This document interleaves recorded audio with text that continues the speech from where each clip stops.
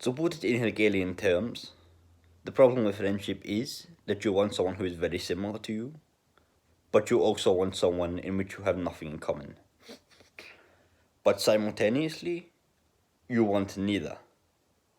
For example, if you're very good at violin, you may want someone who is also very highly proficient at violin. While if you're interested in, say, the philosophy of Immanuel Kant, of Hegel, of any of the Enlightenment school, you may also want someone who is very well read in that, who is very up in German idealism, who has read a decent bit of 18th century philosophy, history, politics, poetry, literature, and so on and so on. However, very quickly, you will find that as soon as you find someone, and this is the last thing you could possibly want in a friendship, who is also very proficient violin, who has read all of the works of Immanuel Kant, of Hegel, of any of German idealists, and so on and so on, history of French Revolution, all of it, you will find that there will naturally be this competition between the both of you, that it will become very much competitive, hostile, aggressive, as rather than bolstering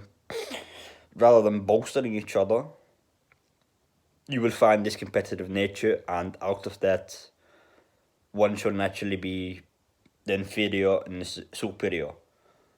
You will find that one will be more proficient, more skilled, whether that be through natural intuitive talent, or it simply be that the life situations between both friends are so different in such a way that, for example, one may have a job, one may have a family, one may have significantly less time in which they may become proficient in the violin, while the other friend may have the free time to read history, politics, philosophy, all of the 19th century German philosophers in which we have previously spoken, and again, so on and so on. And the inferior friend will naturally begin to resent. There will be some bubbling hostility in which the superior friend will pick up on. So the last thing you want is a friend in which you are too similar. This goes for the jazz music, goes for pop, hip hop, any kind of current postmodern degenerate Western music, or indeed any style, similar art, poetry, whatever it may be. So one does not want a friend that is too similar, but similarly, one does not want a friend that is too disalike. If, say, for example, one is interested in sports, one is interested in philosophy, or maybe it could be even fairly similar fields, or at least in a kind of wider sense in which one is interested in modern hip hop, one is interested in, it could be classical music, it could be kind of Greek lyricist music, that kind of dissonance, the difference that one will find the friends opposites do not attract. So this is where we very much get this Hegelian dialectic of the synthesis and the thesis and the antithesis of one does not want a friend who is similar to one, but one does also not want a friend which is dissimilar to one. So from this Hegelian dialectic, we must find the thesis. We do not want a similar friend, we do not want a dissimilar friend. Now, what we really want, if, for example, say one is interested in 19th century philosophy or 18th century philosophy, the German idealists, we want another friend which is interested in the works of Plato, Socrates, Xenophon, Thucydides, and so on and so on, or maybe even kind of the scholastics, the Middle Ages, Descartes, the early Enlightenment philosophy, maybe some of the postmodernists, Foucault, Heidegger, any of the kind of 20th century philosophies, or possibly even late 19th century philosophy, or history, politics. We want someone who is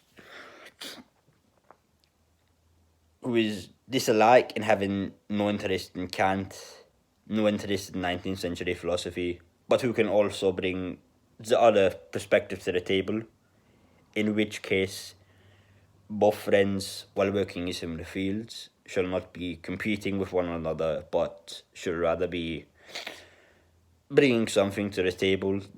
There will be naturally a competitive nature, there will be that kind of intellectual discourse, a dialogue.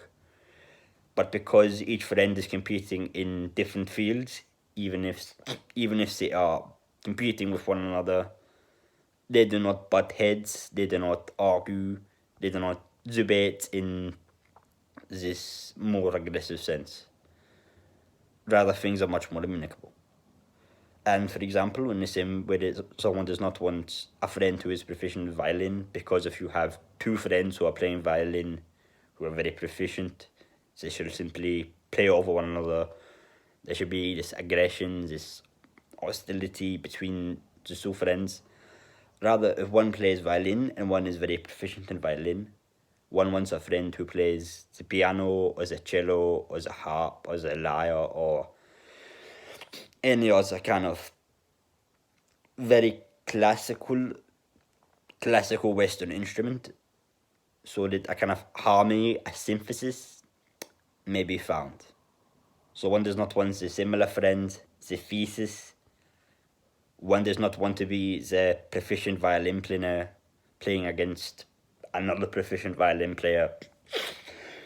One does not want to be one who is very well read in the German idealists, in Kant, in Hegel, in so on and so on, in the history, 18th century, 19th century, so on and so on, and be very hostily debating and arguing with one's friends. Rather, one wants a friend who is almost completely ignorant of these things, who is disinterested in these things, but has very competing and similar interests in, once again, scholastics, Plato, Aristotle, Xenophon, postmodernists, so on and so on and so on.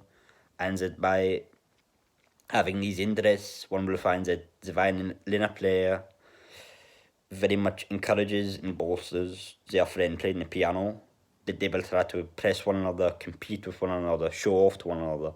But because they are not both playing the piano and overshadowing one another, there is not this aggression, but rather there is the pure synthesis of the piano and the violinist player. Similarly, there's the synthesis between, again, postmodernist, so on and so on and so on, and Kant.